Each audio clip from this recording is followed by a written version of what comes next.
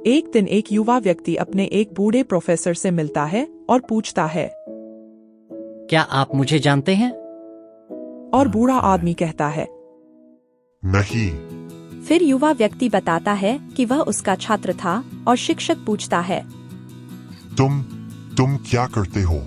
युवा व्यक्ति उत्तर देता है, मैं भी एक शिक्षक बन गया हूँ।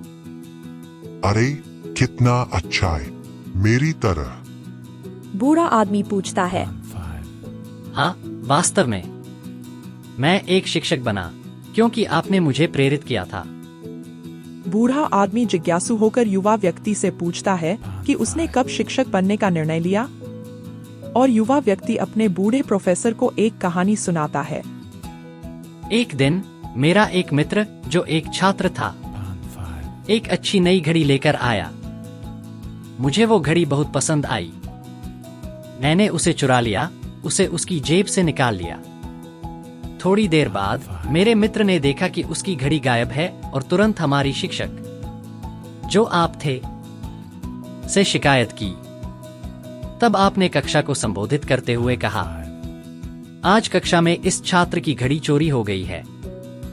जिसने भी इसे चुराया है कृपया इसे वापस कर दें। मैंने उसे वापस नहीं किया क्योंकि मैं नहीं चाहता था। आपने दरवाजा बंद किया और हम सभी को खड़ा होकर एक घेरे में खड़ा होने के लिए कहा। आप हमारी जेबें एक एक करके तलाशने वाले थे जब तक कि घड़ी नहीं मिल जाती।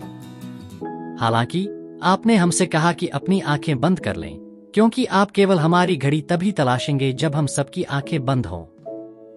हम सभी ने जैसा कहा गया था वैसा ही किया।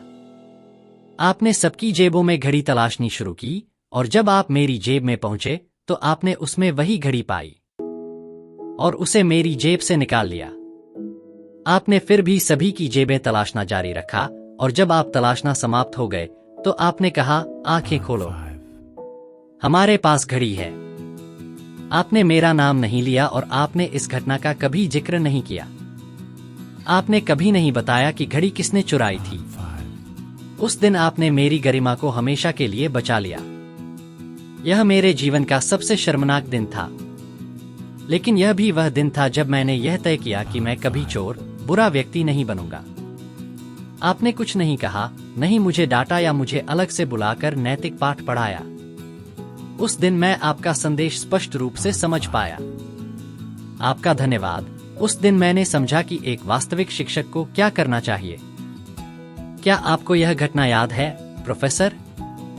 बूढ़े प्रोफेसर ने उत्तर दिया, हाँ, मुझे चुराई गई घड़ी वाली स्थिति याद है जो मैंने सभी की जेब में तलाश की थी।